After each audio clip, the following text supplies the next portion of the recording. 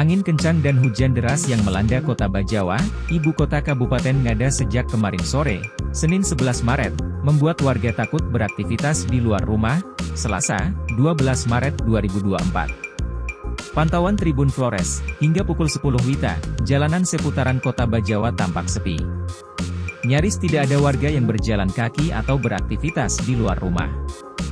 Hanya terlihat beberapa kendaraan melintas di jalan. Angin kencang yang disertai hujan deras juga mengakibatkan pepohonan tumbang, menutup badan jalan sehingga membuat aktivitas lalu lintas terhambat. Di jembatan Waiwoki misalnya, pohon bambu tumbang. Beruntung ada para pengendara yang membawa parang membersihkan pohon bambu yang tumbang tersebut. Sementara itu di Taman Kartini Kota Bajawa, para pedagang kuliner terpaksa tidak bisa berdagang. Selain kehilangan pendapatan harian, gerobak dagangan mereka juga rusak diterpa angin. Amin, salah satu warga, berharap kondisi ini cepat berlalu sehingga warga bisa beraktivitas kembali seperti biasa.